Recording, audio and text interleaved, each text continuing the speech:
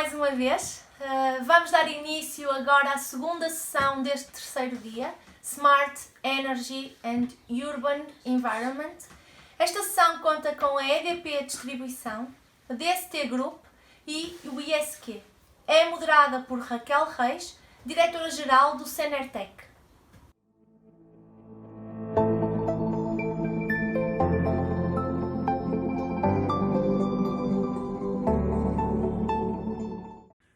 Muito bom dia.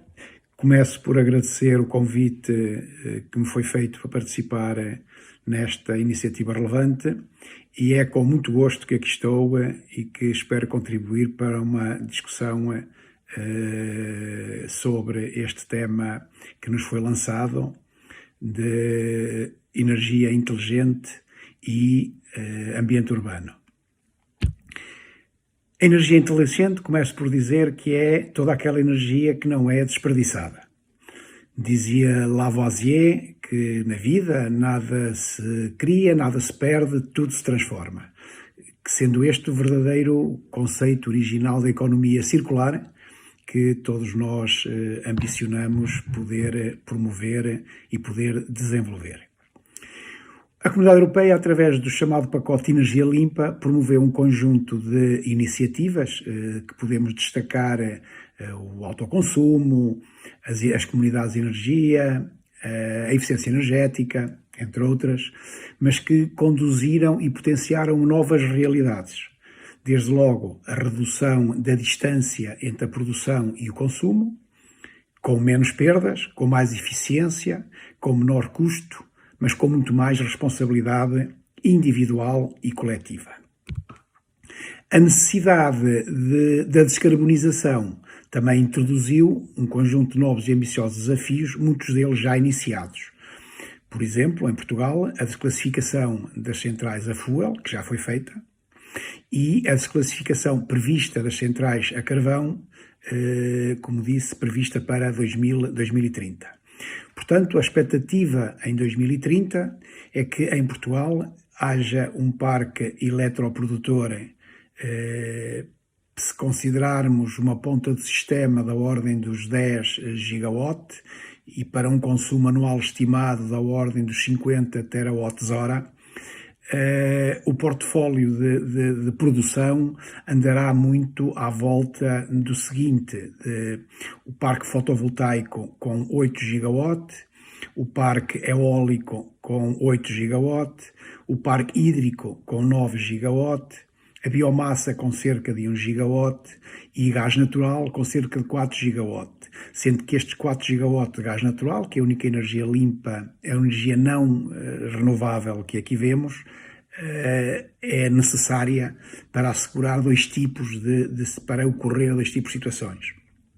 Como backup para o funcionamento intermitente e variável das outras fontes de energia renovável, mas também para a garantia de abastecimento do sistema em situações de emergência e que seja necessário ocorrer. Eu, portanto, diria que a eletrificação da economia crescente tenderá, obviamente, a aumentar o consumo de energia elétrica. Se repararmos, ao longo dos anos, nas grandes centrais de energia renovável, a evolução tem sido grande. Tem tido um crescendo de ligações à rede de centrais de grande dimensão, que podemos ver aqui no gráfico que apresento, desde 2009, que tem vindo a crescer, quer em termos de quantidade de unidades de ligação, quer em termos de potência ligada à rede. Para termos uma ideia, a potência total da PRE instalada por tipo de produção em 2019 era da seguinte ordem de grandeza: a eólica com 2.800 MVA, a cogeração com 1.240 MVA, a hídrica com 500 MVA, a fotovoltaica com 430 MVA e a biomassa e o biogás com 340 MVA. A quantidade de instalações ligadas neste ano tem uma tendência maior da fotovoltaica, mas em termos de unidades, porque em termos de quantidades, vimos que o parque eólico ainda é o que tem uma maior dimensão. Mas isto, refiro, são de grandes centrais produtoras, de grande dimensão. Mas em todos os outros segmentos, mais pequenos, também a evolução tem sido muito significativa e ainda vai crescer nos próximos tempos. Estou a referir-me concretamente às unidades de pequena produção, que são unidades de venda total da energia à rede, em instalações com a dimensão abaixo dos 250 kW, e reparem que desde 2015 a 2019 a trajetória, quer em termos de unidades instaladas, quer em termos de potência de ligação, tem sido muito crescente. Atingimos 2019 com 12.161 instalações de pequena produção ligadas, fazendo um total de cerca de 160 kW de ligação. Nas UPAC, que são as unidades de produção para autoconsumo, a evolução também tem sido de algum modo significativa, mas aqui sim espera-se que haja um crescimento muito grande, fruto até da própria legislação que entrou em vigor a partir do início deste ano. Nós atingimos em 2019, temos 378 ligações que foram feitas de autoconsumo para uma potência instalada da ordem dos 16.325 kW. Portanto, aqui a unidade pequena, as unidades de autoconsumo, quem até avançou um bocado mais do que os próprios cidadãos individuais, foram as próprias empresas e algumas indústrias que passaram a adotar o autoconsumo também uma fonte de diminuir os encargos com a energia elétrica. Não estão aqui consideradas as unidades muito pequenas, as chamadas unidades entre 1,5 kW, entre 200 W e 1,5 kW, em que a necessidade e a burocracia é mais simples do ponto de vista administrativo para se poder ligar. E, portanto, a ideia, para terem uma ideia do que está a acontecer neste país, no nosso país, no final de 2019 já estavam ligadas perto de 30 mil instalações deste tipo, ou seja, entre 200 W e 1,5 kW, prefazendo o total da ordem dos 22 MW de potência instalada. Ou seja, o desenvolvimento grande na ligação de energias de fontes renováveis tem sido feita em todos os segmentos, desde a grande dimensão à mais pequena dimensão. Isto tem sido feito, esta ligação à rede tem sido feita sem pôr em causa aquilo que é a qualidade do serviço prestado. Reparem que os principais indicadores universalmente aceitos de qualidade de serviço, que são o SAIDI, que tem a ver com a duração das interrupções, o SAIFI, que tem a ver com a frequência das interrupções, e o TIE, que é o tempo de interrupção equivalente das instalações, tem tido uma trajetória consistente e muito positiva nas condições da melhoria de qualidade de serviço, repito, que não tem sido colocada em causa com a ligação de fontes de energia renovável. Relativamente à eficiência energética, na EDP Distribuição, a eficiência energética começa desde logo dentro de casa. Portanto, todos os nossos edifícios, estamos a tentar alargar o conceito de edifícios inteligentes, do ponto de vista da eficiência energética também, para podermos contribuir desta forma também para a melhoria das condições de ambiente e sustentabilidade do país. Mas também ao nível da frota de viaturas. A nossa ambição e o nosso objetivo é que no mais curto espaço de tempo a grande maioria das nossas viaturas sejam viaturas elétricas. Mas a nossa aposta na eficiência energética não se faz sentir só dentro de casa. Também temos um esforço muito grande e crescente de divulgação, de promoção junto dos clientes empresariais, sobretudo das melhores formas de atingir a eficiência energética, contribuindo para a melhoria da qualidade de vida das populações, mas também para a redução e para a otimização dos seus recursos energéticos, cada uma das empresas, e que reduzindo, obviamente, a fatura que têm a pagar pela utilização intensiva de energia necessária para as suas instalações. E fomentamos estas boas práticas também lançando iniciativas como é o Prémio EDP, que ocorre de 3 em 3 anos. O último realizou-se em 2017, o próximo realizar-se-á ainda até final deste ano, em que são recolhidas um conjunto de elementos que as empresas nos fazem chegar, são analisadas por um júri externo e de modo a premiar aquelas iniciativas e aquelas empresas que foram mais proativas, implementaram melhores medidas de eficiência energética. Outro parceiro muito relevante com quem interagimos de forma muito cuidada e muito permanente é com as próprias autarquias e com os municípios. E tentamos, de facto, de algum modo, dotar a informação que disponibilizamos aos municípios, de modo a que eles próprios também possam otimizar a forma como consomem a sua energia nas suas múltiplas vertentes. E, de algum modo, alargamos a todos os segmentos de clientes, nomeadamente ao segmento residencial, um conjunto de informação, um conjunto de equipamentos, de ferramentas que os possam fazer gerir as suas próprias instalações, no sentido de dotar também de ações de eficiência energética que possam contribuir, por um lado, para o conteúdo, que é o principal, da garantia de sustentabilidade do mundo, mas também para reduzir a sua própria fatura energética. Como digo, os desafios são muitos, são exigentes e têm implicações em muitas dimensões. Desde logo, qual é o papel que um operador de rede de distribuição terá no futuro no sistema elétrico nacional? Qual é a articulação que deve ser feita entre os vários operadores de rede, nomeadamente entre o operador da rede de distribuição e o operador da rede de transporte? O pacote de energia limpa, já referi algumas das medidas, algumas das iniciativas previstas. Qual é o impacto que isso vai ter no nosso dia-a-dia? Conceitos como a flexibilidade, como a economia partilhada, como a digitalização, que impacto é que vão ter no futuro? Alguns deles já estão a ter impacto desde já, porque ao longo do tempo estão a beneficiar de um caminho que já tem vindo a ser percorrido pelas várias entidades e pelos vários agentes do setor. Vou referir algumas: a digitalização, a gestão de dados, as tecnologias disruptivas e de mobilidade elétrica, a gestão ativa da rede, contadores inteligentes, a cibersegurança, o armazenamento, a flexibilidade, as smart cities. Tudo isto são conteúdos que têm vindo a ser trabalhados, mas que vão ter um desenvolvimento muito grande nos próximos tempos. Nomeadamente, a digitalização e a introdução de inteligência na rede de distribuição tem permitido que já se consiga hoje em dia ter um conjunto de ações e de iniciativas que melhoram quer a utilização da infraestrutura, quer a disponibilização de informação aos vários agentes, internos e externos, que possam todos partilhar e ter a noção daquilo que pode ser feito para melhorar o seu desempenho e, naturalmente, melhorar o contributo para um ambiente mais saudável.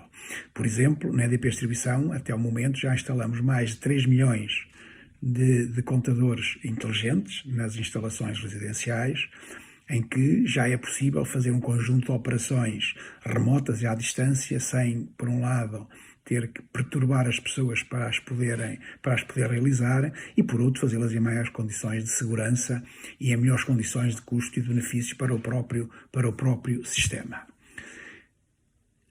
Mas há a tecnologia vai evoluindo e, portanto, uma tecnologia que vai ter uma evolução, tem de ter uma grande evolução e que vai ter uma evolução ainda maior no futuro, é o armazenamento.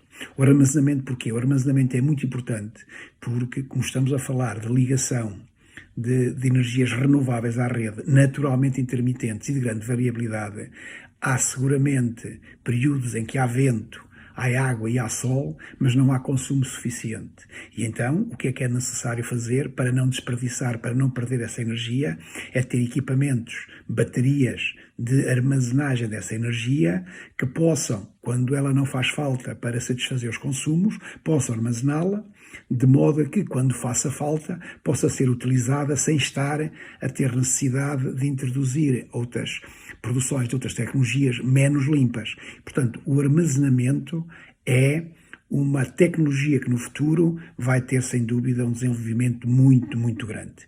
Reparem, por exemplo, ao nível dos custos, desde 2010, que o preço das baterias de lítio, preço unitário, digamos, por quilowatt-hora armazenado, já reduziu cerca de 85%.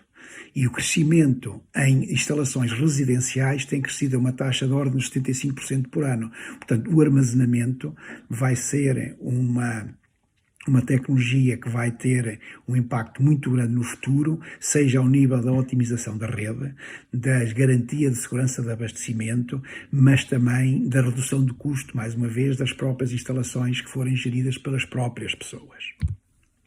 E a introdução de novos mecanismos de mercado, como seja um mecanismo de flexibilidade na oferta e na procura, para a própria compensação do sistema. Ou seja, a compensação do sistema hoje em dia, sempre que há um excesso de oferta ou um excesso de procura, é feito com recurso às centrais que são gestidas pelo sistema. O que se pretende e que vai com certeza acontecer no futuro é que sejam também os próprios cidadãos, as próprias empresas, a poderem atuar e a poderem disponibilizar serviços de flexibilidade para apoio à própria gestão do sistema. Por exemplo, em nossas casas ou em alguma empresa, em períodos em que haja necessidade de maior disponibilidade de potência na rede, porque houve um problema qualquer com uma central ou com uma rede, com uma linha, o que pode acontecer é haver cidadãos, empresas e instalações que estão disponíveis para prescindir de alguma das suas necessidades mais imediatas de energia para poderem acorrer ao sistema. Isto será feito mediante uma remuneração adequada e justa para todos. E que, portanto, isto vai ter cada vez mais importância no sentido em que vai também permitir que haja uma grande flexibilidade e a maior flexibilidade na segurança de abastecimento do sistema elétrico nacional. Ou seja, o novo paradigma do setor passará seguramente pelo poder cada vez maior e central do consumidor.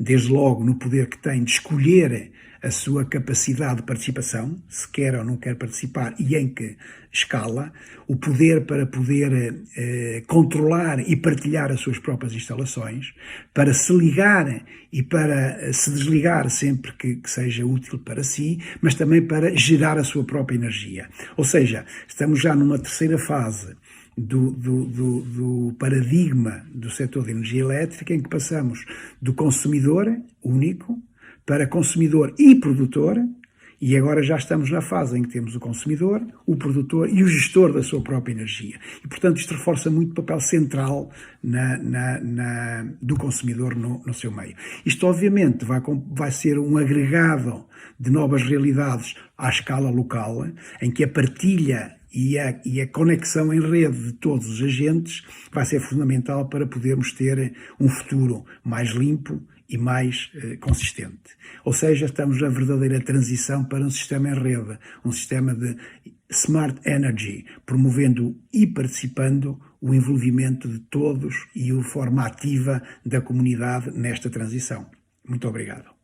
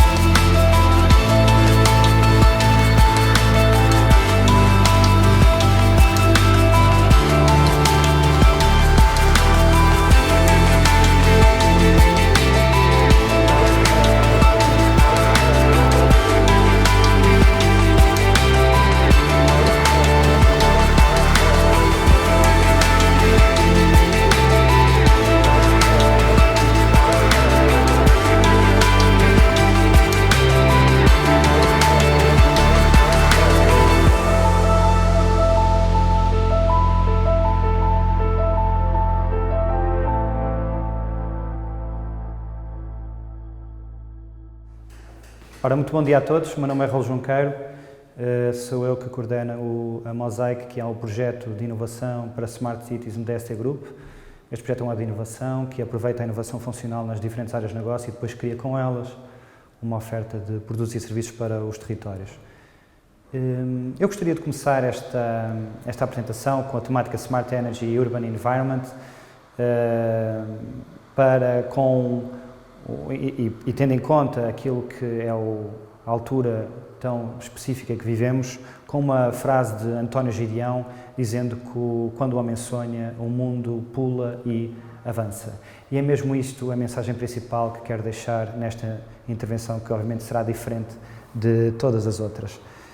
Dizendo que é efetivamente à volta das pessoas, à volta dos cidadãos, que tudo acontece, tudo é desenhado e as Smart Cities devem ter como propósito último essa mesma vontade, essa mesma capacidade de criar pelo homem, porque o sonho comanda a vida.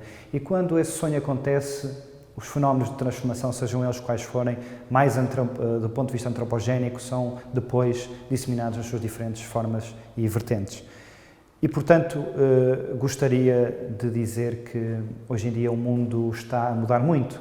A forma como os negócios estão a ser criados, a forma como a sociedade está a partilhar, a forma como a sociedade está a ser informada, a forma como a sociedade está a viver, a forma como os cidadãos estão a viver o seu cotidiano, tudo está em permanente transformação, tudo está a mudar. Se calhar aquilo que nós ainda não nos apercebemos foi que, efetivamente, já tudo mudou.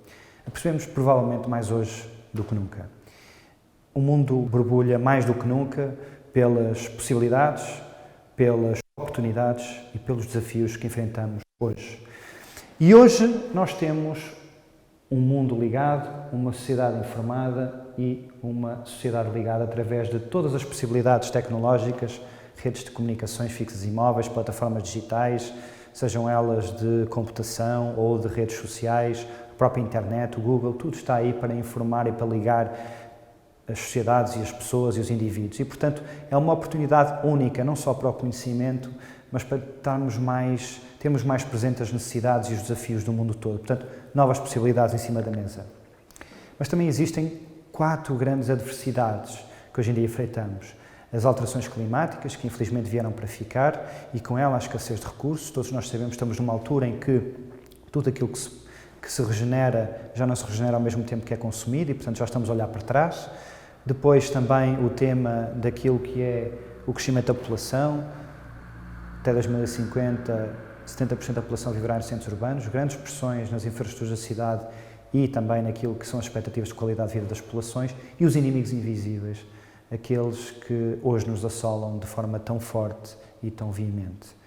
Depois, dizer que nestes 2 blocos que hoje vou abordar, tanto o da Smart Energy como o do Urban Environment, são tão importantes a par como um dos outros que existem nas cidades. Mobilidade, por exemplo. Ainda a energia. A energia é um bloco muito importante para as cidades e para os territórios, porque as grids digitais, as grids de energia estão digitalizadas, ou estão a digitalizar-se, com as plataformas, com a internet das coisas, com a noção ao minuto daquilo que está a ser consumido na rede. Válido para a rede de distribuição, válido depois também para uma lógica mais residencial. Mas é uma grande oportunidade. Se nós sabemos que 60% a 80% dos consumos globais são nas cidades, cerca de 19% desses mesmos consumos são, por exemplo, só em iluminação pública, e se cruzarmos isto com o fator da urbanização nos centros urbanos, nós começamos a perceber que há aqui grandes desafios. Mas temos aqui uma grande oportunidade, que é a digitalização dessas redes de energia.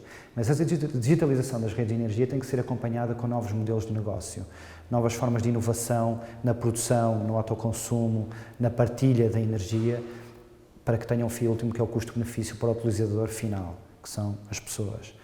E trago hoje 2 grandes exemplos, entre muitos que estamos a trabalhar nesta mesma área, pela sua inovação. E o primeiro bloco são, portanto, as comunidades energéticas.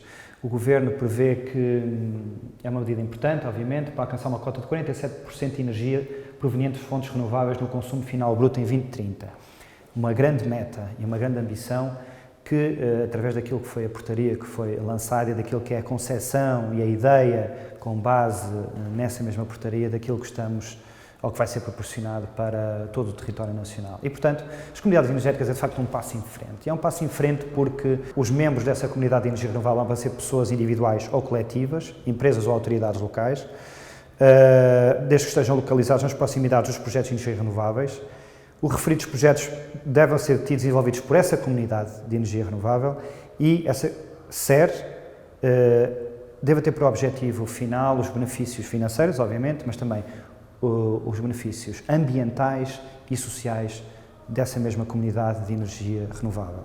Eu diria também que a grande vantagem desta comunidade de energia renovável é a otimização dos benefícios financeiros decorrentes do investimento em energia solar, na medida em que permite que a produção de várias unidades fotovoltaicas seja partilhada por vários membros da comunidade, minimizando assim a injeção de excedentes na rede elétrica a baixo custo. Ou seja, vamos aqui caminhar para um modelo claramente de partilha, de consumo, de autoconsumo e, portanto, vamos olhar aqui também para fenómenos um pouco diferentes, como, por exemplo, os prosumers, o consumidor-produtor. Portanto, são tudo, digamos que, novas formas de analisar a área. Aqui é apenas um esquemático, nós temos aqui a rede elétrica pública tal e como existe e a rede elétrica física que existirá no âmbito dessas comunidades de energia, que irão produzir essas energias com base em centrais fotovoltaicas que podem ser instaladas na cobertura do edifício ou numa área localizada, para essa mesma comunidade energética e que depois poderão partilhar esse excedente da forma que entenderem, de comunidade para comunidade, sempre com uma relação própria com aquilo que é a rede pública propriamente dita. Portanto,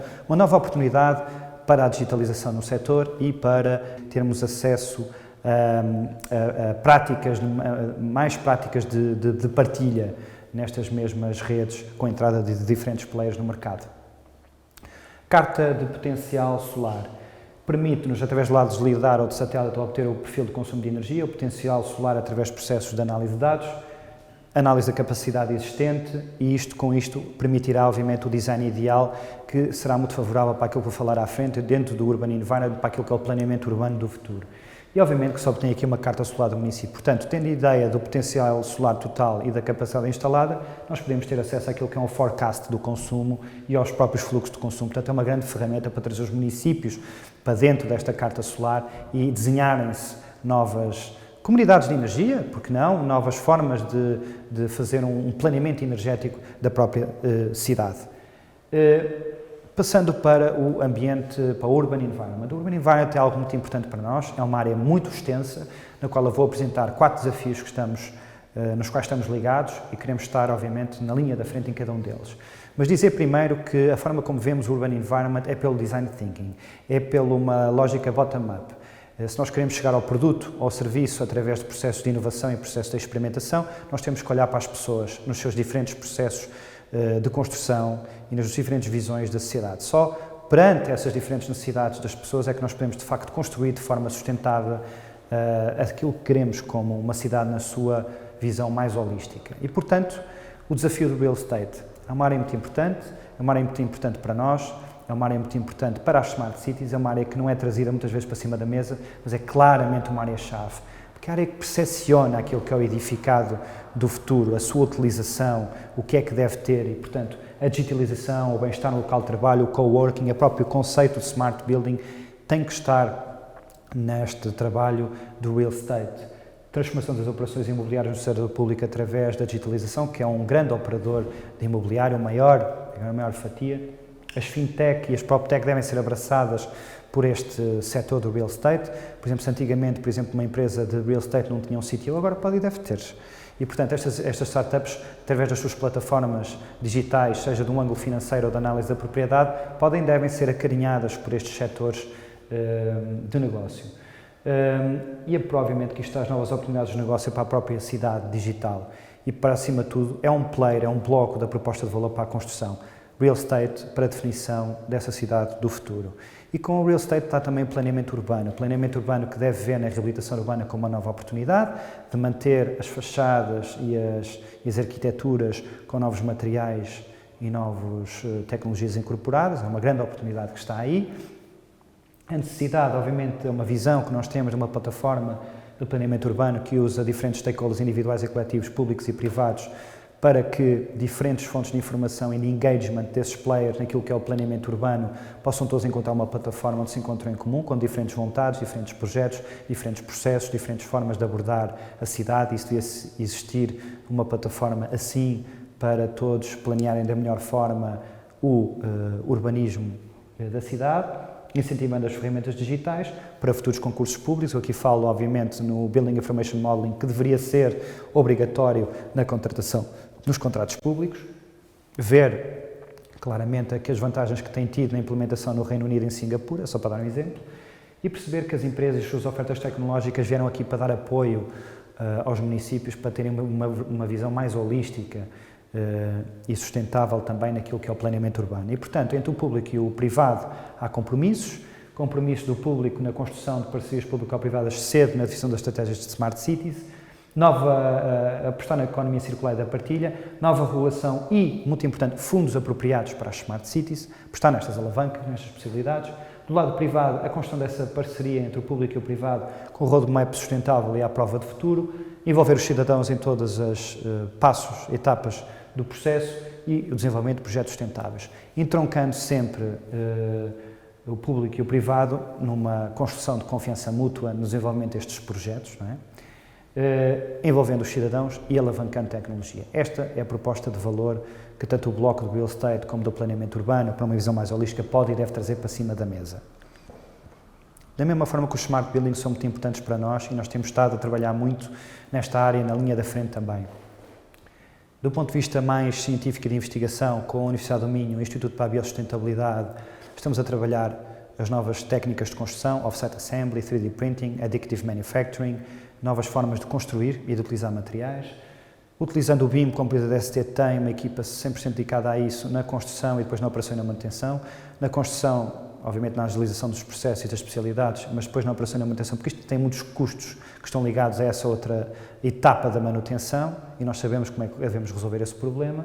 E depois na construção modular, porque temos essa capacidade e esse know-how, e a construção modular é, como o nome diz, pode ser modular, pode ser vários propósitos, residencial, privado, para diferentes setores de atividade económica, e nós temos essa capacidade de utilizar com base em visão indústria 4.0 e também na customização do produto. Depois, um passo mais à frente, que é no Digital Twin, através do BIM e do modelo digital, na criação de um modelo 100% digital que em si coleta toda a informação de todo o edifício, das suas diferentes especialidades e também de toda a sensorização que pode incorporar, qualidade do ar, resíduos, energia, etc. E também que esse modelo digital seja um processo simplex também no poder municipal e facilitar a submissão de próprios projetos em todas as complexidades que nós sabemos que existem a esse nível. E a produção de indicadores. Um edifício do futuro é aquele que é, do ponto de vista energético, mais sustentável, que tem os materiais mais sustentáveis, que a qualidade do ar é monitorizada, a intensidade luminosa também por causa dos ritmos circadianos, enfim, uma panóplia de inovações e também sabemos o grau de utilização desse mesmo edifício. Agora, por que não, com toda essa inteligência desse edifício que é smart, podemos casar isso com, por exemplo, consoante o grau de utilização, também se calhar sabemos onde colocar sistemas de bike sharing, porque sabemos que há muita afluência de pessoas naquele edifício, se for efetivamente grande ou muito utilizado, ou grande afluência porque tem vários setores de atividade lá dentro. Ou ligar com plataformas de mobilidade como a Uber ou a Cabify ou outras, na lógica de, conforme for o fluxo de pessoas que já se sabe que existe, através desses dados, poder adequar a oferta e a procura nas proximidades desse mesmo edifício. E, portanto, se uma imagem vale mais do que 1000 palavras, um modelo vale mais do que 1000 imagens. A parte do espaço público, muito importante, uma imagem do The Vessel em Nova Iorque, é apenas uma imagem entre tantas, porque há passadiços, há pontos pedonais, há muitos exemplos de espaço público, é um vetor importante como o da construção, na lógica do smart building, ou do real estate, ou do planeamento urbano, ou da energia, ou da mobilidade. Porquê? Porque nós temos que olhar para as cidades em termos de city design, estética urbana, arte e arquitetura. Na arte temos feito, através do projeto Exposente Smart City, onde ligamos matricialmente o projeto tecnológico dos pilares da Mosaic com as instalações artísticas. Mostraremos isto em alguns segundos à frente. O city design, a estética urbana e a arquitetura. Richard Florida, o economista, diz que, para além dos serviços normais de uma cidade, como a saúde, educação, saneamento, entre outras, o pilar da estética e da criatividade são pilares muito importantes para as cidades se transformarem em algo mais atrativo, não só do ponto de vista estético, mas para chamar mais pessoas para se estabelecerem nos territórios e fazer crescer a população e o dinamismo económico dessa mesma população. Portanto, a preocupação com essa estética urbana e com o funcionalismo deste mesmo espaço público é fundamental, é um pilar que nós estamos a trabalhar com muito rigor.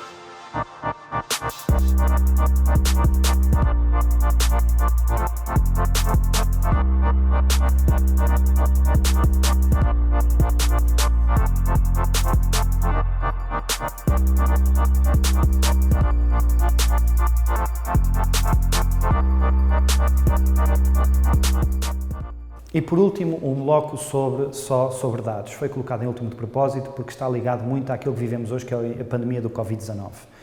Os dados são o petróleo do século XXI, como dizia Neelie Kroes, é o petróleo da era digital e a nova moeda de troca de democracia, sem dúvida nenhuma. Dados é inteligência na informação, isso é de facto uma economia, uma propriedade, quase uma moeda, tem valores, tem trade e, portanto, quando nós analisamos estes diferentes estilos de dados e esse data tsunami, temos que perceber o que é que vamos fazer com isso. Do ponto de vista de uma Smart City, podemos trabalhar a coesão territorial do planeamento urbano, do crescimento da cidade, dos diferentes serviços, verticalizando esses serviços e correlacionando-os, dando inteligência urbana, com plataformas urbanas e com serviços urbanos muito mais dedicados e muito mais eficientes e eficazes aos grandes verticais das cidades, trânsito, mobilidade, o saneamento público, a criminalidade, a segurança, o ambiente, com o dashboard da cidade em KPIs permanentes para a própria decisão, enfim, um conceito de cidade preditiva. E este conceito de cidade preditiva que eu quero trazer hoje aqui em particular para cima da mesa. E porquê? Porque se nós, por exemplo, olharmos aqui para uma panóplia de informação, como por exemplo aqui o padrões de mobilidade na Europa, um mapa antropogénico que nos dá aqui um conjunto de informações em áreas urbanas, em rotas, nas diferentes rotas de transporte pelo mundo, a quantidade de pandemia, dos focos epidémicos no planeta, a importância das redes móveis e dos dados das redes móveis também para tentar resolver este problema, a forma como nós conseguimos saber um mapa e a densidade populacional do mapa, por exemplo, Portugal, ou com os censos, ou, caso deste, do mapa B, com os dados GSM, ou do mapa C, com base nos dados das infraestruturas existentes e de ambiente, nós conseguimos, de facto, aqui uma panóplia de informação. E, portanto, o que eu quero dizer aqui é que, e tendo em conta uma notícia muito recente, onde, se não me engano, da revista Forbes, tem um par de dias, há cerca de 45 Smart Cities no mundo inteiro que estão a dedicar os seus centros de operação integrado para os seus centros de controle da cidade para combater a pandemia. E, portanto, nós queremos tornar as Smart Cities como parte da proposta de valor de resolução deste problema na sua dimensão. Se estas Smart Cities conseguirem trabalhar bem os dados, conseguirão, obviamente, dar uma resposta ao alastrar desta pandemia e proteger as pessoas e o seu bem-estar e a sua segurança. Se nós conseguimos correlacionar todos estes dados, vamos ter ferramentas analíticas de previsão de coisas. Podemos saber o vírus, o que é, a velocidade com que se propaga, quais são as faixas etárias mais atacadas, quais são, por exemplo, os equipamentos nas cidades que são mais precisos para combater esta pandemia, quais são os utensílios ou as ferramentas mais precisas para atacar esta pandemia, quais são os equipamentos que estavam a ser utilizados para outros fins e agora estão a ser alocados para combate esta pandemia. Portanto, toda esta informação ajudará de forma preditiva a tentar colmatar o problema ou mitigar o problema na sua chegada a determinado país. Mas isto só acontecerá se realmente tivermos uma visão sobre a importância destes dados. Não só estes que estão aqui, mas muitos outros. Há N artigos agora que estão a ser escritos sobre, por exemplo, a autorização dos dados móveis das pessoas, não das pessoas, mantendo o anonimato, mas perceber as manchas e os fluxos e as movimentações e as mobilidades para saber se as pessoas, há comportamentos perigosos por causa da propagação de tudo isto, a mobilidade, enfim, pegar nesta informação para prevenir e para ajudar a colmatar esta mesma pandemia. As Smart Cities, na minha opinião, têm um papel fundamental, mais do que nunca percepcionado, para combater e para ser um bloco-chave na resolução do problema. E, portanto, terminaria a minha intervenção com uma imagem que só a arte pode dar e transmitir. E, como podem ver aqui nestas imagens, é uma peça de um homem em cima de uma pedra, uma escultura de Fernando Leiro, um escultor galego e reconhecido, e que se chama, desde que foi concebida na altura, Hércules. E, portanto, isto é tudo, obviamente, uma instalação antes do Covid-19. Mas eu vou citar agora o presidente do PCA do DST Group, o Engenheiro José Teixeira, dizendo que nada acontece por acaso e que este Hércules, filho de Zeus, na mitologia grega, tornou-se conhecido por ter deixado o mundo mais seguro para a humanidade ao destruir os diversos monstros perigosos e apareceu efetivamente para nos ajudar. Temos aqui então a força física hiperbolizada em Hércules para sacudir o vírus para o seu lugar, para o inferno e ser incinerado sem piedade. E, portanto, é com esta última nota artística e metafórica que termina a minha intervenção. Muito obrigado.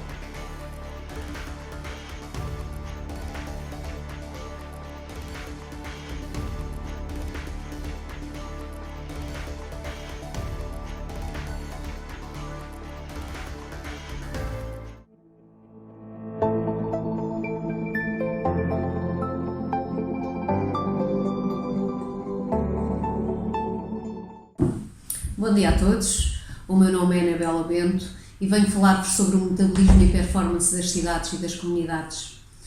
A Assembleia Geral das Nações Unidas estabeleceu 17 metas globais e o 11º Objetivo de Desenvolvimento Sustentável diz-nos que devemos tornar as cidades e as comunidades mais resilientes, mais seguras, mais inclusivas e mais sustentáveis.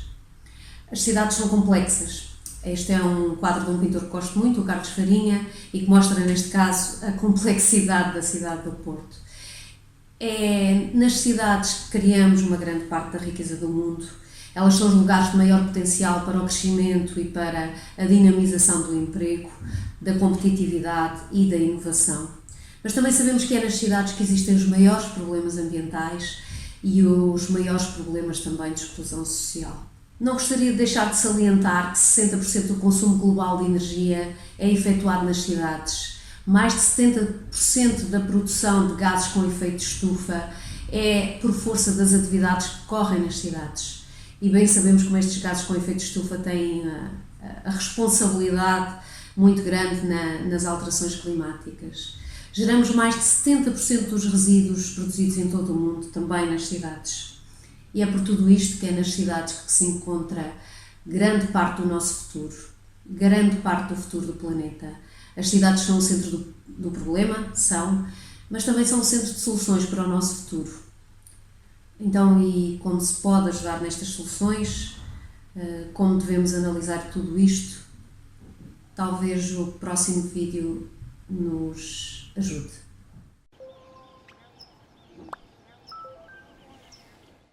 Hello there. I'm often asked what smart cities are all about. Well, we could talk about high-speed wireless networks, connecting sensors and cameras, with self-driving cars and high-flying drones in a data-driven city that never really sleeps. But above all, smart cities should really be about creating a better place for people. Let's imagine a city that communicates with its citizens and adapts the resources and services to their evolving needs. How? By analysing air quality and traffic levels, a cleaner city could steer some dirtier vehicles to secondary routes and so reduce pollution levels and traffic jams. By having a sensing city that would enable people of all ages to get access to medical care as and when they need it, simply by monitoring those all-essential signs and providing real-time medical assistance before things get out of hand. Or by using intelligent drones to help firefighters by providing them with real-time information during critical situations that will allow them to take potentially life-saving decisions. In short, a city making sure their citizens get the best possible quality of life and really enjoy their city. Of course, all of this is enabled by some really clever technology, sending terabytes of big data to and from the objects, people, and indeed the city itself. But we need to be sure that it all works safely and reliably all over the globe. And this is where the standards people are involved. By standardizing all these exchanges, they help bring the citizens, the technology, and the cities all closer together. É mesmo, a standardização pode ajudar. Há desde logo muitas vantagens nesta standardização aplicada às cidades e às comunidades. Promover a gestão da tomada de decisão mais informada e com base em dados, quer pelos decisores políticos, quer pelos gestores da cidade. Enquadrar um planeamento e um desenvolvimento sustentável e ajudar aquilo que é a elaboração dos planos de adaptação e mitigação às alterações climáticas. Fomentar a comparação entre as cidades e a partilha de soluções e práticas entre elas. Ajudar as cidades a melhorar a segurança dos seus cidadãos, a alavancar o financiamento e o reconhecimento do Governo Nacional e entidades internacionais e também a atrair o investimento dessas mesmas entidades e também de empresas internacionais e também a atração do turismo é importante. Esta standardização para a análise do desenvolvimento sustentável da qualidade de vida nas cidades e nas comunidades está preconizada na ISO 37120. Esta ISO 37120 decorre da junção de duas ISOs anteriores, a 37122 e a 37123, que respectivamente incluíam os indicadores para as Smart Cities e para as Resilient Cities. A ISO 37120 contém em si os indicadores para aquilo que são os serviços urbanos e a qualidade de vida, como já referi.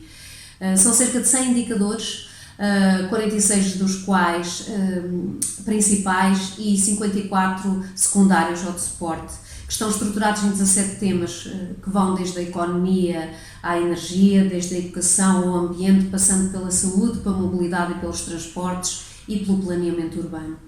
Existe uma segunda edição desta ISO 37120 que inclui as mudanças climáticas, o desporto e a cultura, as condições sociais da população e a agricultura urbana e a segurança alimentar. Não referi, mas esta segunda edição é de 2018 e penso que todos concordamos que estes também são indicadores importantes nos dias de hoje para serem analisados numa cidade.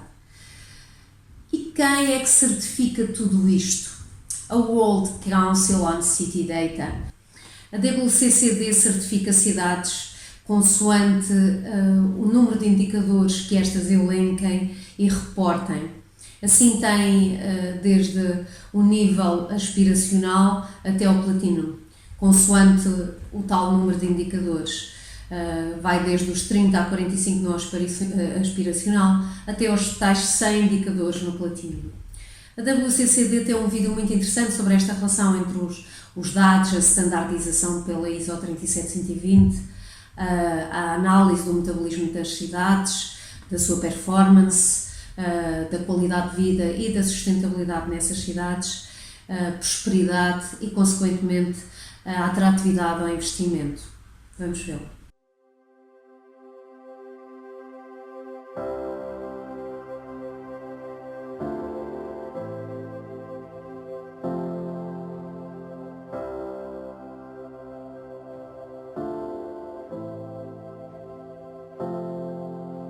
The world is changing at light speed.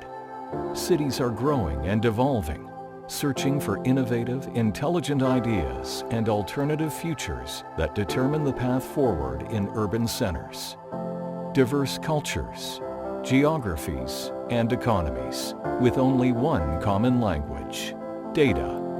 What if we could find a comprehensive way to compare these diverse cities, with a truly consistent platform for standard urban metrics, so that cities could share knowledge, guide smart and sustainable development and learning, measuring performance to vastly improve quality of life?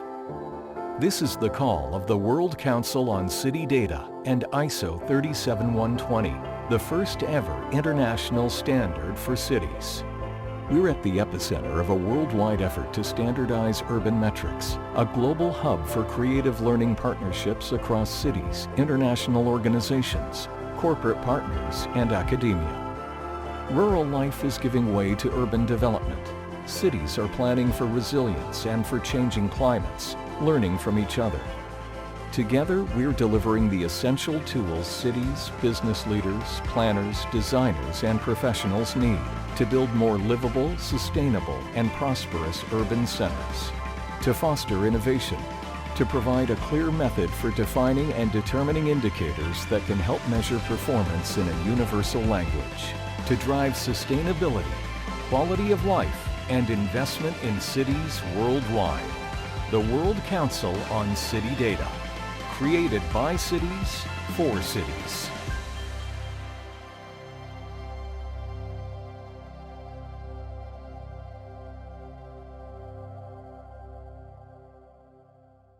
Precisamos mesmo de um novo olhar sobre as cidades para as analisar e para as melhorar. As cidades devem ser criativas e cívicas, realmente com a presença e participação de todos. Aquilo que chamamos as Happy Cities. O Charles Landry, que teve o ano passado em Portugal e que defende muito este conceito, dizia que é essencial ter infraestruturas mais humanas, de maneira a evitar vivermos em sítios que criam desespero, violência e que potenciam problemas de saúde mental. Ele tem um conceito muito interessante associado àquilo que são as Smart Cities, incluindo a tecnologia, o software e o hardware. Ele acrescenta o orgware, ou seja, a maneira como as cidades são geridas, como são organizadas e como são governadas. Uma reflexão interessante. O que nós queremos de facto é qualidade de vida nas cidades. Esta imagem não tem em conta o distanciamento social necessário pelo enquadramento atual da Covid-19, mas voltando à questão da qualidade de vida, é aquilo que necessitamos de facto e que queremos nas cidades, e precisamos de indicadores para isso, também para o desenvolvimento sustentável das cidades e das comunidades e até das regiões. No fundo, tudo o que queremos é cidadãos mais felizes. E em Portugal, como é que estamos a olhar para isto? De facto, em Portugal existe uma norma portuguesa que é decorrente da ISO 37120 e que analisa este desenvolvimento sustentável das comunidades. Inclui os tais indicadores para os serviços urbanos e para a qualidade de vida, e gostava de salientar que seja uma vila ou uma cidade, esta pode ser diagnosticada ao abrigo desta norma. Não existe um requisito mínimo de população para o fazer. Nós desenvolvemos uma metodologia para uma abordagem holística ao desenvolvimento sustentável desta norma. Permite ter um diagnóstico que ajuda a orientar as cidades para o seu desenvolvimento através da medição da gestão de desempenho e também para um planeamento estratégico mais eficiente e eficaz. Ajuda as cidades a aprender umas e com as outras através da comparação dos vários indicadores de desempenho dessas cidades. E também ajuda à gestão da tomada de decisão para o desenvolvimento de políticas públicas e definição de prioridades. Na verdade, o que a ISO 37120 ajuda e faz é elencar e analisar os dados da cidade, que por sua vez podem ser, através do Market Intelligence e do Business Intelligence, analisados e que permitem obter essa análise de oportunidades de investimento. Através desse mesmo Market Intelligence e Business Intelligence podemos ter aquilo que é o conhecimento para a decisão desses mesmos investidores e ajudar esses investidores a fazê-lo. E é por isso que já se fala bastante naquilo que é o Investment City Index, analisar e comparar cidades através destes indicadores. Sendo os indicadores de ambiente e de energia também alguns dos que integram a análise de performance das cidades e que permitem comparar as cidades e as regiões e tão importantes nos dias de hoje, o ISQs também está comprometido com estas questões, nomeadamente com as questões de neutralidade carbónica e de produção de energia endógena.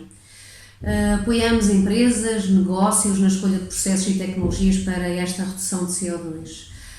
De facto, temos muita experiência em auditorias energéticas que permitem, são oportunidades para reduzir o consumo de energia e também na transição energética, nomeadamente na transição de consumos para a produção de energia elétrica. Isto com o fim último, obviamente, da redução de CO2. Temos também alguma participação em projetos onde se analisa a questão da plantação das árvores, já que resgatam o CO2, como sabemos, uma vez que isto é um alimento para estas, e portanto também fazemos esta análise do impacto que terão as florestações de alguns projetos. Do lado direito do ecrã temos dois exemplos de projetos em que participámos, nomeadamente no primeiro um fotovoltaico para autoconsumo, em que conseguimos uma redução de 2.510 toneladas de CO2 por ano, e em baixo numa instalação de 2 aerogeradores de 90 kW, portanto no total 180 kW, e que se conseguiu uma redução de 300 toneladas de CO2 neste projeto. Estamos mais focados naquilo que é a produção de energia elétrica via fotovoltaica e via eólica, não descurando as outras, obviamente, e portanto este é um dos serviços que prestamos e que pode ajudar nesta análise da performance e na melhoria destes indicadores das cidades. Um outro aspecto importante que nos parece ajudar a alguns destes indicadores é o desenvolvimento de produto. uma vez que é necessário analisar o que está a montante e a jusante destes, começando pelo design, com a caracterização de materiais, sustentabilidade, nos testes de validação com os ensaios funcionais e de materiais, e temos vários laboratórios para os fazer, na certificação com a marcação CE, na instalação, como já falámos aqui subejamente, na EN ISO 37120 e na manutenção com a análise de falha. No final, de facto, o que queremos diagnosticar é a cidade ou a comunidade, a região, através de um conjunto de cidades, obviamente, e melhorar a sua performance a partir daí. O Grupo ISQ é uma organização privada, somos uma casa de engenharia, uma casa de TIC, testes, inspeções e certificação, temos uma componente muito grande de formação e também trabalhamos muito na redução do risco, e aqui gostava de salientar também alguns projetos que fazemos, nomeadamente de ID, e já falo sobre o ID, de gestão de riscos nas cidades, com recurso a dados de observação da Terra. Já que falei no ID, temos uma capacidade instalada de ID bastante importante, somos uma entidade de interface reconhecida pelo Governo, já participámos em mais de 500 projetos nacionais e internacionais, em muitos deles fomos coordenadores. O ISQ tem um volume de negócios de 77 milhões de euros, estamos presentes em 14 países, temos 16 laboratórios acreditados e, como falei, a formação é muito importante e já ministramos mais de 17 mil cursos de formação. Nada disto se faz sozinho, temos tido muitas parcerias e muitos desenvolvimentos de projetos nesta área das Smart Cities e da mobilidade também, da sustentabilidade. A todos eles estamos gratos, a todos estes parceiros, pela partilha e pela aprendizagem conjunta. O ISQ está verdadeiramente comprometido com esta revolução urbana. Precisamos de criar em conjunto cidades que sejam realmente mais inclusivas, mais resilientes, mais seguras e mais sustentáveis. Devemos todos repensar as cidades, como dizia o Charles Landry, para que sejam realmente locais de maior felicidade e bem-estar. Se quiserem juntar a nós, partilhar algumas vontades, ações, estes são os nossos serviços e estarei disponível, estes são os meus contactos, queiram ao dispor. Desejo-vos muita saúde, que tendo em conta o enquadramento atual é o mais importante a desejar. Muito obrigada.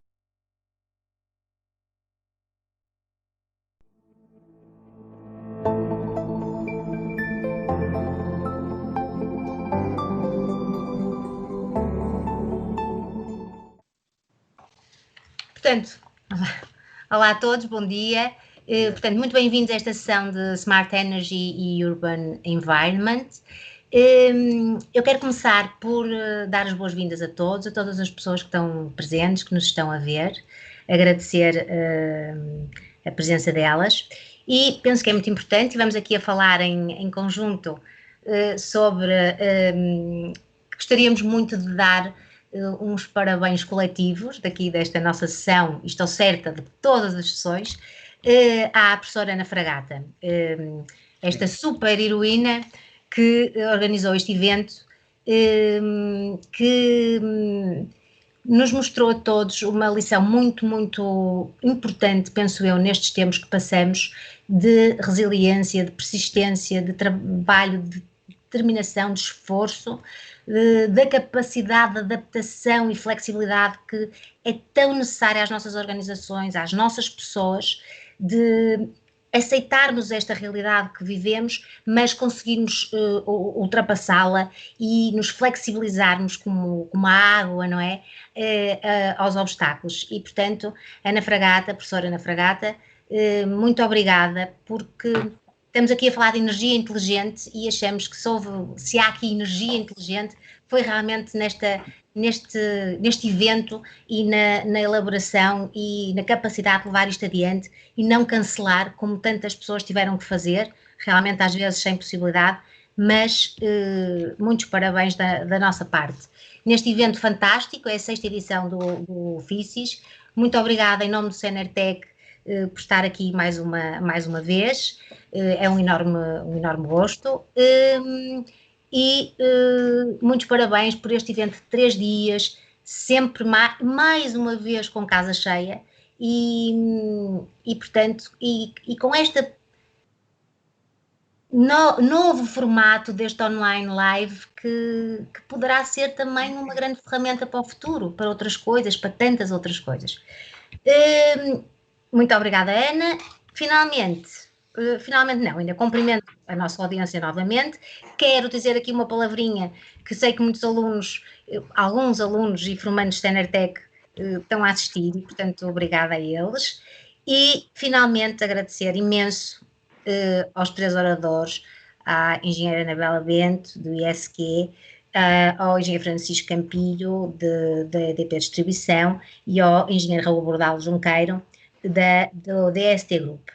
Portanto, eu fiz aqui algumas questões que gostava de começar. Obviamente que todos terão a liberdade de falar um bocadinho, mas eu tenho aqui algumas questões que queria lançar e depois decidir por onde começar. Portanto, uma delas é como é que nós podemos ajudar a comunidades que sejam mais sustentáveis e tenham mais qualidade de vida.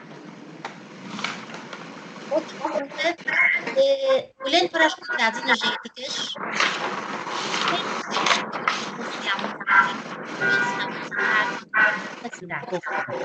está um bocadinho de barulho, não está? Estamos a ouvir um bocadinho mal, sim. Agora já está melhor. Talvez tenha a ver com o telemóvel, não é? Afastar. Está melhor. Tá? Pronto. Portanto, eu vou repetir todas. Portanto, como é que podemos ajudar as cidades e comunidades a serem mais sustentáveis e ter mais qualidade de vida? Olhando para as comunidades energéticas, como podemos saber o potencial solar de uma cidade? Relativamente a esta importância do acesso aos dados pelos municípios, como é que podemos, ou como é que estes podem ajudar a potenciar e a proteger e a ajudar as nossas pessoas, a todos nós? E, finalmente, e também muito importante, qual a importância do espaço público nas Smart Cities? Portanto, como é que o espaço público pode, no fundo, ajudar as Smart Cities? Portanto, ficam aqui lançadas estas 4 questões, penso que temos 26 minutos para falar, dos 30, e, portanto, passo-vos agora a bola. Não sei, talvez a Anabela queira começar a... Deixamos as senhoras, não é? Nós gostamos desta coisa. Acho que sim. Agradeço. Bom dia a todos. Eu gostaria de corroborar estes parabéns à Ana Fragata e a toda a organização do FICIS e o aceitarem o desafio, de facto, abraçarem-no para o fazer desta forma.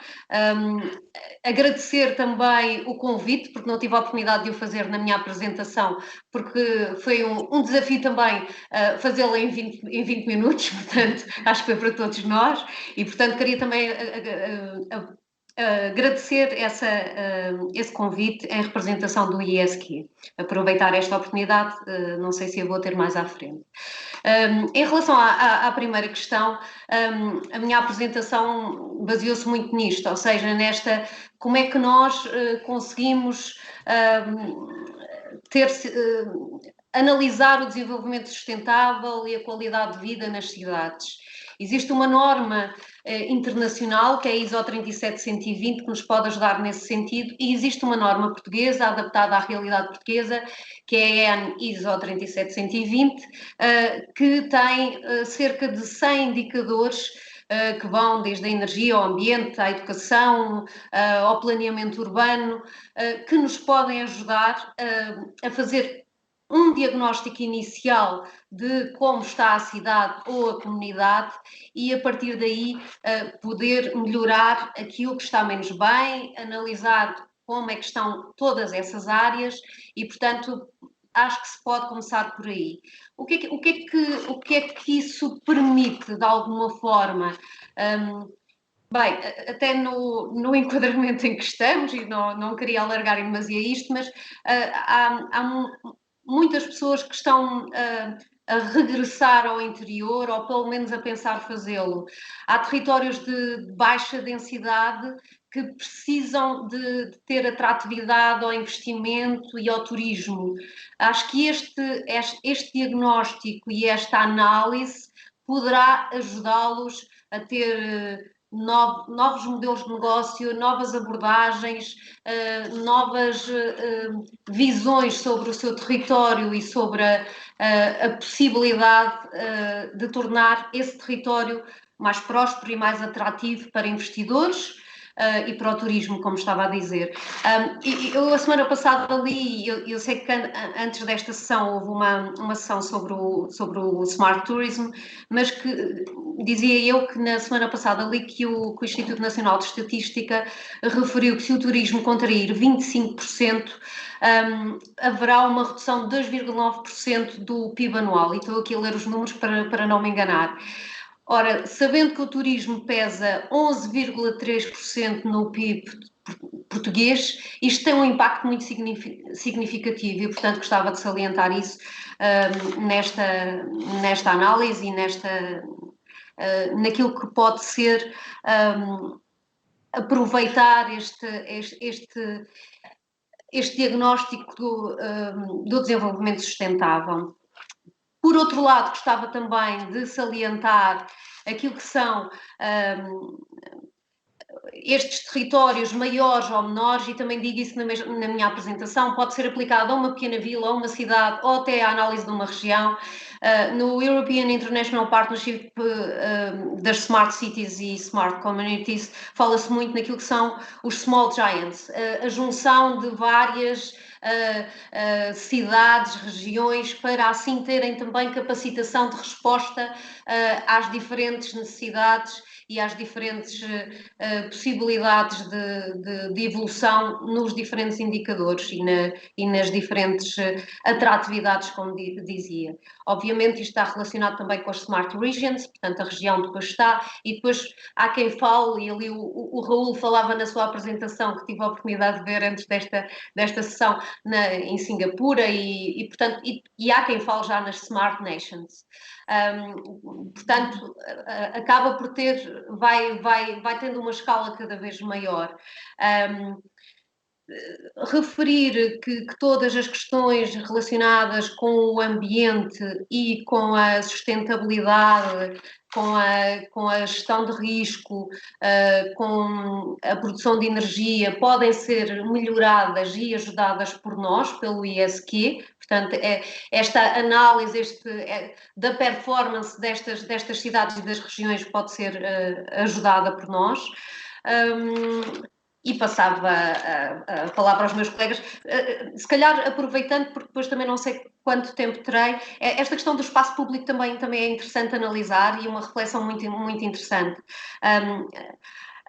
Há que haver, e muito mais nesta fase pós-Covid, uma reinvenção das cidades e das comunidades. Teremos que nos reinventar todos, em conjunto, com parcerias. Nada se faz sozinho, como também dizia na minha apresentação, e acho que teremos cada vez mais o fazer em conjunto. Esta questão das cidades criativas, da aplicação e a utilização de estruturas culturais, cívicas às cidades, é muito importante. Eu referi o Charles Landry nesta questão das epicities, porque de facto ele faz uma reflexão muito interessante, que é isto do hardware para além do software e do hardware. Como é que as cidades são geridas, otimizadas, melhoradas, governadas, portanto, as questões do governo central e depois também do governo das próprias cidades é importante analisar. Trabalharmos todos, comunidades, municipalidades, outros stakeholders, empresas privadas, acho que faz todo o sentido que assim seja. E passo a palavra aos meus colegas, senão gasto o tempo todo.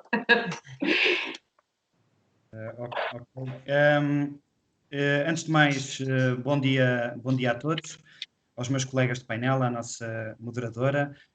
Muito telegraficamente reiterar e fazer das minhas palavras a palavra da doutora Raquel, no sentido em que este agradecimento à doutora Ana Fragata pode e deve ser dado. A maior prova de que o Covid-19 não nos impede é que fazem que, através do digital, a economia e a inovação não parem. Acho que esta é a mensagem principal e cá estamos todos no mesmo barco, a remar todos para o mesmo lado. Posto isto, eu estou a ver aqui as 3 questões que levantou. Eu vou vou falar sobre as 3 intercaladamente, respeitando aqui o meu tempo e de forma a ter aqui um racional interessante para as 3. Começando pelo tema das comunidades energéticas e do seu potencial. Aqui a mensagem principal é dizer que nestes últimos anos nós temos vindo a assistir a um evoluir das redes digitais, O som está um bocadinho baixo. Ok. Não sei se me estão a ouvir melhor agora. Sim, melhor. E, portanto, melhor. Ok. À medida que estas grids, portanto, foram-se digitalizando, houve aqui, portanto, nesta fase de maturidade, uma outra lógica que veio acompanhar esta primeira, que é acompanhar isto, também tem que acompanhar algum tipo de benefícios diferentes, e esta economia da partilha, que é emergente nesta altura, quando se discute muito a temática das Smart Cities, tem que ter um praxis. E o praxis desta economia da partilha está muito consubstanciado neste conceito que foi lançado pelas comunidades energéticas e cujo diploma já foi lançado. Uma Happy City também pode ser vista assim, digamos, de certa forma, e a sustentabilidade de uma cidade também pode e deve ser vista assim. Uma comunidade energética eu agora faço um investimento nos meus painéis fotovoltaicos, mas agora, em vez de ser eu próprio, só eu a consumir, também posso partilhar com os meus vizinhos. A minha comunidade individual, coletiva, seja qual for os stakeholders que estejam relacionados com a área, podem promover isso. É um incentivo, claro, à energia renovável, vai ajudar a um abaixamento da pegada de carbono e também se sente aqui, obviamente, que o acompanhamento, obviamente, do modelo de negócio tenha um custo-benefício aqui claramente visível no que diz respeito ao impacto também das faturas energéticas. Ou seja, há uma grande inteligência nas redes e agora há uma grande inteligência também nos modelos de negócio que acompanham a digitalização destas redes. É uma grande oportunidade para, efetivamente, todos nós conseguirmos produzir, armazenar e vender energia, autarquias, juntas de freguesia e diferentes coletividades e pessoas singulares. No que diz respeito ao espaço urbano, e terminaria com o tema, com a importância dos dados e das Smart Cities, é um vertical que eu acho que é muito importante nas Smart Cities. Muitas vezes as Smart Cities estão muito envolvidas em grandes blocos, como por exemplo da energia ou da mobilidade, que são muito importantes, mas o espaço público é fundamental. E eu, ouvindo as palavras da colega que também falou antes de mim, é verdade, isto quando o Covid-19 desaparecer e as pessoas voltarem à rua, vão voltar sofregamente à rua, vão querer procurar o espaço público como nunca o procuraram antes, vão querer reencontrar os seus, digamos que, novos, antigos espaços e vão querer perceber, acima de tudo, se a cidade parou ou se continuou a modernizar-se e a progredir. O que é que isso significa? O espaço urbano deve ser visto pela sua funcionalidade.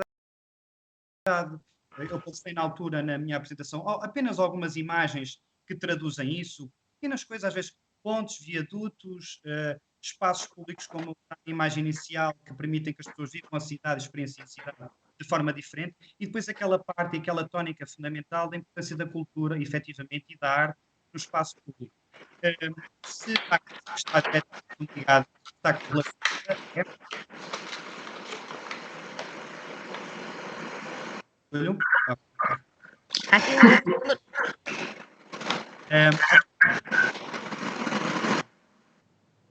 Ok, acho que agora está. Tá. Há uma correlação muito grande entre a transformação, no meu entender, entre a transformação de uma cidade e o próprio espaço urbano. E, portanto, uma deve acompanhar a outra. E, portanto, nós não podemos ter uma cidade que se diz dinâmica e que avança teluricamente no tempo nas suas coisas e depois não temos um espaço público que seja um espaço também cultural. E a cultura hoje, por exemplo, assume um papel fundamental. Nós não nos podemos esquecer que os serviços de saúde são fundamentais, os serviços de educação são fundamentais, especialmente nestes tempos muito específicos que estamos a viver, mas as pessoas têm ido às suas varandas, fazer das suas varandas pequenos púlpitos, pequenas salas de espetáculo, para, através daquilo que precisamente lhes vai na alma, poderem cantar ou tocar um instrumento musical. Isto é uma mensagem muito clara para o regresso. Portanto, o espaço público vai ser visto e revivido, digamos assim, de uma forma completamente diferente nas diferentes dimensões. Em relação ao patamar dos dados e das cidades, não é e não pode e não deve ser nenhuma novidade para ninguém. Há muito tempo que nós falamos no Data Tsunami, como eu tenho lá um ou outro exemplo ilustrativo, e na importância dos dados tem. Já a Neelie Kroes, na altura, dizia, é uma moeda de troca, tem valor, é um asset, mas nós podemos, a inteligência urbana deve funcionar e deve ter acesso a estes dados. Os municípios podem e devem ter o acesso a estes dados. Por exemplo, fazendo aqui uma comparação muito rápida ao período específico que estamos a viver. Se estes dados fossem partilhados mais rapidamente entre as cidades e os países, mas hoje em dia as cidades até assumem um patamar de importância mais importante que os próprios países, teríamos aqui acesso a coisas como, por exemplo, que vírus é, que faixas etárias é que ataca, preferencialmente, não é? Que equipamentos é que estão a ser necessários para o combate a essa mesma pandemia, e outras coisas muito interessantes, como, por exemplo, aquilo que estava a ser utilizado para outros fins e agora está a ser alocado para o combate a isto. Como é que nós temos acesso a esta informação, para a tomada de decisão? Através do acesso a dados. Assim, as cidades podem atuar preventivamente, podem atuar sobre o seu eixo preditivo e podem acionar os seus equipamentos, as suas forças e até os seus salas de comando e controlo, porque há muitas smart cities no mundo que já o estão a fazer, estão a adaptar as suas salas de controlo para poderem atuar. E hoje em dia, e termino esta minha pequena primeira parte, dizendo o seguinte, obviamente que há temas sobre os dados que são sensíveis, os dados das telecomunicações são sensíveis, mas, e permitindo sempre o anonimato das pessoas, mas permitirão, por exemplo, ver o fluxo das pessoas num determinado território. Se somarmos a isso os comportamentos de mobilidade, todas as estatísticas que nós temos acesso, obviamente poderão ajudar aí qualquer coisa. Qualquer coisa que... Alguma impressora? As cidades a prever as suas capacidades de resposta. Portanto, eu para já era isto que tinha a dizer. Obrigada. Ok. Bom, começar por reforçar a mensagem inicial, de facto, deste painel, do papel importante e de relevo que a doutora Ana Fragata teve em todo este processo, e está a ter em todo este processo, que é, de facto, este compromisso, este empenhamento com todas as pessoas que foram convidadas para manterem esta atitude de participar neste contexto mais complexo. E, de facto, o papel da doutora Ana Fragata foi essencial no meio disto tudo. Depois, começar por referir que a vantagem de falar no fim tem esta vantagem, passo o pleonasmo, que é já quase tudo foi dito, e tem a dificuldade do que é que eu vou ter para dizer. Mas tentar reforçar algumas mensagens que foram ditas, nomeadamente, há uma frase muito interessante, muito antiga, do Shakespeare, que diz que o que é as cidades, senão as pessoas. Portanto, eu começaria por aqui por dizer que, de facto, as cidades são as pessoas. Tudo o resto pode girar à volta delas, passear à volta delas, mas as pessoas é que fazem as cidades. E as Smart Cities, que é um conceito que está a ser alargado a todo o mundo, e falando-se já, como já foi referido até nas Smart Nations, mas as Smart Cities vão trazer um novo paradigma da atração das pessoas às cidades e às urbes. Tradicionalmente, as pessoas eram atraídas para as cidades para um emprego diferente, para uma oportunidade de emprego, para indústrias, para comércio. Hoje em dia, com as Smart Cities, as pessoas vão ser atraídas por outro tipo de sinais que vão ser dados. E, portanto, o que as comunidades, os gestores das comunidades estão a tentar fazer e a fazer cada vez mais é integrar um conjunto de dados complexos que existem dispersos por todo lado, conseguirem articulá-los e porem à disposição das pessoas que vão optar por esta ou por aquela cidade, consoante a forma e a disponibilização desses dados lhe for mais ou menos agradável. Ou seja, as Smart Cities vão introduzir aqui uma competição saudável de atratividade pelos polos urbanos em função de um conjunto de ferramentas que lhe vão ser disponibilizadas. E a decisão dos cidadãos vai ser muito focada nesse ponto. O tema das comunidades energéticas é um tema muito interessante, que é um tema que foi colocado na agenda pelo pacote do clima e que, de facto, como já foi referido, vai traduzir uma nova oportunidade muito grande de responsabilização das pessoas, enquanto cidadãos, das autarquias, das empresas, de se poderem auto-organizar e poderem partilhar em rede os benefícios de um conjunto de ações que, usadas individualmente, não eram devidamente otimizadas.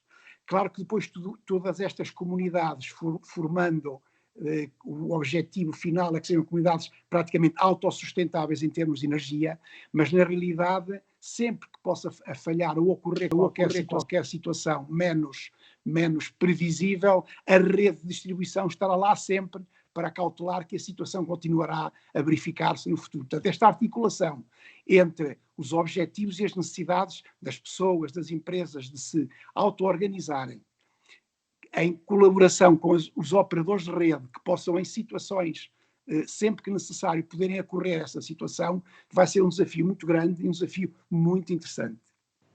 O tema do acesso aos dados é um tema também muito relevante, porque, de facto, há imensos dados que estão disponíveis por todo lado. E, portanto, a forma como vão ser integrados e articulados e disponibilizados é que vai fazer, no final, a vantagem para cada uma e a diferença para cada uma delas. Vou dar, por exemplo, tentando ligar um bocadinho já com o tema da arte pública e da arte urbana, um exemplo simples. Hoje em dia, se perguntarem a qualquer cidadão para que é que serve uma coluna de iluminação pública ou um poste de iluminação pública, todos dirão que num jardim ou numa rua servirá para, num espaço de 20, 30 a 40 metros, poder dar iluminação para as pessoas andarem em segurança e verem. Agora, imaginem o que poderá ser essa coluna de iluminação pública, em que tem acoplada na própria coluna um carregamento de mobilidade elétrica para automóveis elétricos e que possa ter informação que à distância diga se aquela coluna tem disponibilidade para carregar ou não tem, se está ocupada, se tem filas de espera ou se não tem. Em simultâneo, a própria coluna tem uma unidade de armazenamento acoplada a uma unidade de produção de energia renovável, fotovoltaica, por exemplo, que poderá estar a funcionar de backup para essa situação. Em simultâneo, está a funcionar também com equipamento de Wi-Fi e de sensorização, que pode dar sinais para a gestão do tráfego, para a gestão da afluência, para a gestão do tempo, de temperaturas, enfim, de condições que podem depois fornecer informação para quem gera e para quem planeia a cidade possa tirar conclusões, isto é, conclusões muito, muito interessantes sobre isso e sobre qual é a melhor qualidade de vida para todos os cidadãos. Do ponto de vista da arte urbana também, enfim, referir algumas iniciativas que a própria EDP Distribuição tem vindo a fazer em parceria muito, muito próxima com os municípios, com as autarcas, que é em vários dos seus equipamentos, pós-transformação, armários, colunas de iluminação pública, estão espalhadas pelo território e que muitas das vezes são alvo de alguns ataques de vandalismo, de danificação. Estamos a promover também um conjunto de iniciativas, promovendo artistas locais, no sentido de tornar também essas próprias infraestruturas mais agradáveis e que façam com que os cidadãos vejam que há ali alguma arte que é possível também utilizar em todo o seu manancial. Portanto, eu diria nesta fase que também nesta primeira intervenção, que, concordando com tudo o que foi dito anteriormente, que as cidades, as smart cities, vão ser de facto o futuro e quanto mais depressa lá chegarmos, melhor para todos nós. A minha questão é, como é que, do vosso ponto de vista, de que forma, e com cada uma das vossas longas experiências, como é que as smart cities realmente, como é que, em termos de ações, como é que as pessoas que nos estão a ver poderão perceber como é que efetivamente podem ajudar nessa melhoria da qualidade de vida, de serem mais energia inteligente, os espaços públicos. Eu estava a ver aqui uma questão no Facebook que dizia sobre comunidades de energia, existe limite de produção, estão sujeitas aos modelos de leilões, mas portanto, que mensagens é que nós podemos passar para as pessoas que nos estão a ver, no sentido também de uma mensagem positiva, de energia positiva, não é? E inteligente, para estes próximos tempos. Portanto, como temos 5 minutos, não é? Dá mais ou menos 1 minuto e meio a cada, para darem umas dicas às pessoas que a todos nós, não é? Como é que nós podemos ajudar as comunidades? Começo eu? Novamente? Sim. Pronto, eu volto tentando aqui fazer uma reunião até também do que já foi dito. Eu acho que esta questão que o Raul falou quando falou das comunidades energéticas e que também estamos a falar da partilha, é muito importante, ou seja, podemos ajudar em quê? Nesta potencialização da partilha em termos de comunidades energéticas e de nos organizarmos enquanto comunidade no nosso bairro, na nossa cidade, para isto e para outras áreas. O Francisco dizia que as cidades podem ser mais ou menos atrativas. É certo que a maior parte de todos nós vive nas cidades, mas eu acho que a monitorização destas mesmas cidades é muito importante para que elas sejam mais atrativas e muito mais a partir de agora. Portanto, eu acho que as questões das alterações climáticas, da qualidade do ar, da valorização do capital natural são cada vez mais presentes e as pessoas estão cada vez mais despertas para tal. Portanto, a atratividade das cidades tem de ser maior se quiserem ter pessoas e cidadãos que estejam comprometidos com esta mudança de que falava. Acho que eu poria nestas duas questões a mobilidade sustentável também, a questão de facto daquilo que são a descarbonização das cidades. Tudo isto está na ordem do dia, os cidadãos estão atentos e podem e devem participar em todas estas alterações. E a mensagem positiva que eu deixaria final era exatamente esta. Há um provérbio africano que eu gosto muito, eu trabalhei há algum tempo com alguns projetos em África, que é: se quiseres ir depressa vai sozinho, se quiseres ir longe vai acompanhado. Não fazemos nada disto sozinhos, é empresas, municípios, cidades, Pessoas. ONGs, tudo. Entidades culturais, só todos podemos fazer das cidades melhores sítios para vivermos e para estarmos. Portanto, permitam-me dizer que eu acredito muito nisto e acho que esta mensagem é também importante, que é a união, o sentido de união que eu acho que temos que urgentemente ter, porque eu acho que temos vivido demasiado, e também com o que a Anabela estava a dizer, nós vivemos muito na separação. sim. Eu acho que no momento em que nós acreditarmos que realmente estamos na unidade, não é na separação, é realmente na junção de forças, de termos os caminhos, avançaremos. Mas o ISP está cá para vos ajudar, é? Garantido isso. Ok. Desculpe, Francisco. Esta mensagem final, eu acharia por dizer que, e dizia também isso na minha apresentação, quando citei o António Gedeão, que isto tudo começa, não é? Na pedra filosofal, quando o homem sonha, o mundo pula e avança. Isso, independentemente de ser pedra filosofal, é esse um bocadinho aquilo que as Smart Cities têm de mais importante, o Francisco reiterou isso várias vezes, que é tudo sobre pessoas e tudo citizen-centric. Essa é a mensagem subliminar e mais importante. Depois, nós aqui nos projetos temos feito com as cidades, nós temos promovido a ligação entre a tecnologia e a cultura, fizemos isso nos Posent Smart City, onde fizemos literalmente, matricialmente, instalações tecnológicas e instalações artísticas que têm no seu conceito, estão absolutamente ligadas e, portanto, transmitimos e estão no espaço público, portanto, enriquecemos o espaço público com uma lógica de Smart City, onde este binómio funciona. O Richard Florida, que eu também falei por alto, é um economista conhecido, tem 2 livros muito conhecidos. Eu foco-me mais no Use Your City, porque ele define ali basicamente um conjunto de ideias-chave através das quais eu vou fazer a escolha da minha cidade. E eu atrevia-me a dizer um bocadinho mais do que isso, que era o seguinte: já o Maslow, na altura, quando fez a sua pirâmide das necessidades, se nós nos recordamos mais ou menos, tínhamos o saneamento, não é? Tínhamos os bens da escola e da saúde, e depois tínhamos aquele pilar da criatividade, e eu acho que queremos criar aqui um novo, o da transcendência, em cima de todos estes, que só vem através daquilo que nós estamos aqui a falar, da noção de que não estamos sozinhos, que temos que adotar a economia da partilha, que a arte e a cultura são fundamentais para nós termos este tipo de pensamento, e que, se as pessoas tiverem este tipo de pensamento, as cidades vão ficar, do ponto de vista estético, não só pelas pessoas, mas pelos seus próprios espaços, muito mais atrativas, e vão concorrer da melhor forma possível entre umas e outras. E outra parte que também é muito importante tocar.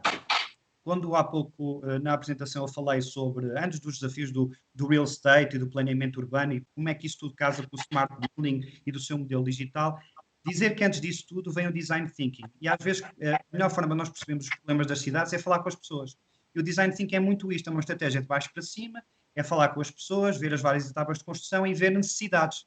E é um bocadinho este esforço que tanto nós, empresas, do lado público e do lado privado, temos que fazer.